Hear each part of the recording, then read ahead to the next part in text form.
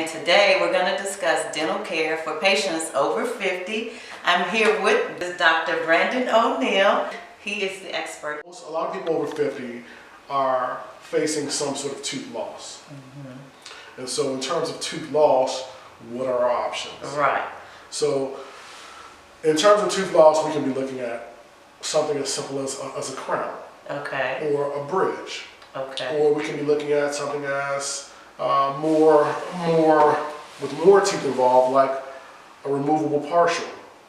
And this is something that people don't tend to like, but this is where dentistry has, it has come from. So this just gives you an idea of what.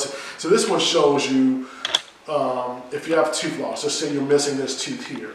See there's no root in that spot right here. Okay. So what you can do here is called a bridge.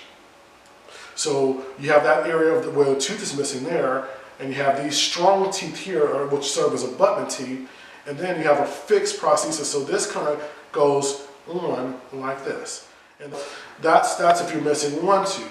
The other option, I think, of the better option, is what's called an implant. And so the implant is when you're missing that same space, and you basically place a little screw, and that's what it looks like, is a little screw there. And that screw integrates with the bone there, and the implant serves as the root there. So, but over here, there will be no root on it. If we were just doing a regular conventional bridge, then the root's not there. Right? Okay. The root's not present anymore. If you have a person that's completely edentulous here, we can strategically place 4 or 5 implants here. Now, if you look at this model here, you'll see little holes here. Oh yeah, okay. And you'll also see, if you look at the model here also, you'll see those little holes correspond with the implant.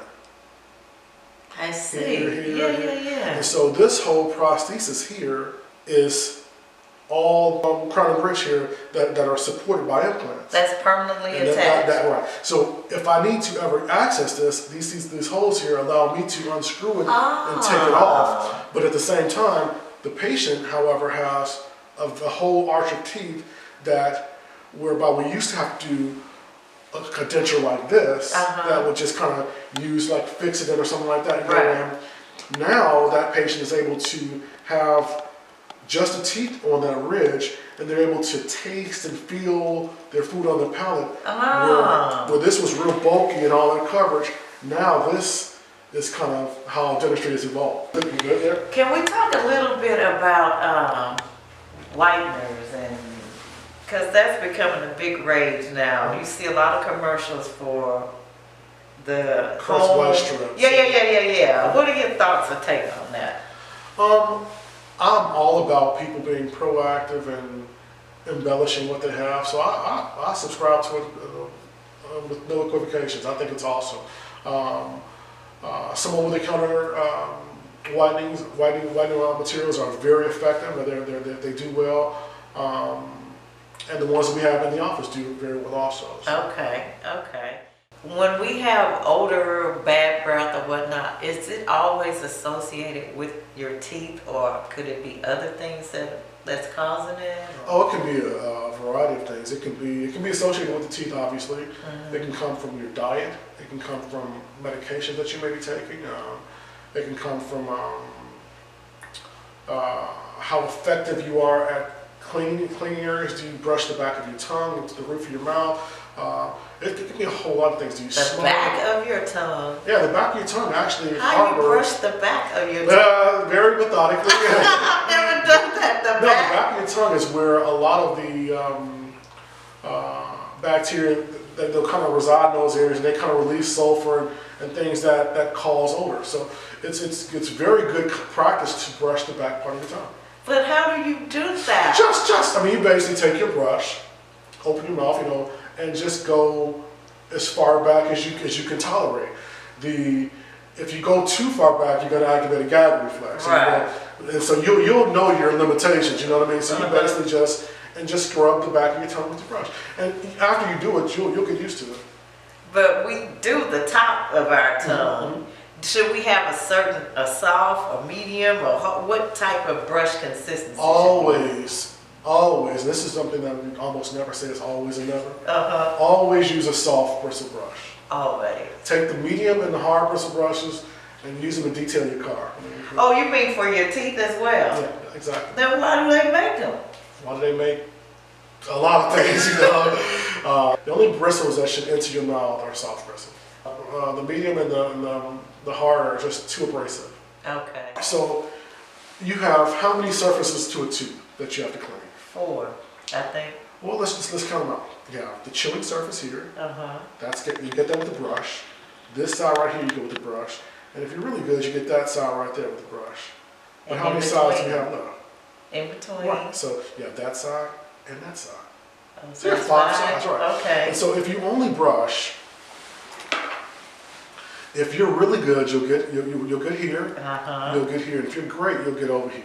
But where the bristles don't go is in between the teeth. Right. And so when you eat popcorn or chicken or pork or something like that, you get those little shreds of meat and popcorn, and they're right there. And so brushing is not the most effective way to remove those areas. Gotcha. So if you don't floss, what happens? Exactly, it just sits there, right? Irritating. Irritating, and it decomposes and it does other things, right? And so can you imagine if you don't floss it on, you have like a piece of chicken there, what it's doing over time, you know what I mean? And so what flossing does is in those areas where the brush will not go between the teeth, it removes those deposits, right? Gotcha, okay. If you're flossing and you see blood, is that an issue, or maybe you just cut yourself, you went too deep, or? Well, you gotta remember, healthy gums in general do not bleed. Okay. And so if you see an area, if you're brushing or you're flossing and it's bleeding, that's your body telling you, hey, go to that area more often, go, you know, and you'll see after 2 or 3 days that bleeding will stop. Gotcha. And, you know, flossing is one of those things, from my experience, it's something when you start to do it and you start to do it regularly, you'll start to do it, you'll do it more. You just, the sensation there, you'll just feel it, and the day you miss flossing, it's like, man, I need to go floss. I mean, you know, and so flossing, the people that don't do it, I'll tell you the trick to flossing too, this is what I tell my patients, is to not wait till it's bedtime. Don't wait till it's time to go to bed, because you'll find an excuse or a reason not to do it. If you floss, if you have dinner and you could, you know, wait an hour or something like that, and you floss while you're watching television or while you're doing something, you know, before you start to get into that drifting off for the evening, you know what I mean? Then you'll be much more likely to floss. And how about sometimes when you're flossing, you might lift something up and it smells like awful? It could be something that you just ate, that you know, or it could be that there may be some sort of early sign of a cavity or something like that also. Oh, okay. Or could it be some old food that's just been sitting there for? What should we be doing every year to make sure we're following a good path to have good teeth? As far as it's coming to the dentist and you're brushing, flossing, whatnot, can we hit on that a little bit? Yeah, I think if you're brushing morning, night, flossing daily, going for routine checkups twice a year, I think you are so far ahead of the competition. Your checkups will normally be very, very smooth. Okay. There's always the exception, but you know, but if you're doing that, you're way ahead of the crowd. Again, we've been discussing dental health for patients over 50 with Dr. Brandon O'Neill, my dentist, and Dr. O'Neill is located in Alpharetta, Georgia. For those of you who are in the Georgia area, I highly recommend Dr. O'Neill, and Dr. O'Neill will be coming back with us in the future for more dental tips. So if you have any questions you want to ask us about your dental health, then please email us at the email address below, and we'll get those to Dr. O'Neill, and he'll come back in and give us more information about your dental health. And I'm looking forward to your questions too. Thank you. You've just been enlightened for Health and Fitness Wednesdays with our dental expert, Dr. Brandon O'Neill. See you next time.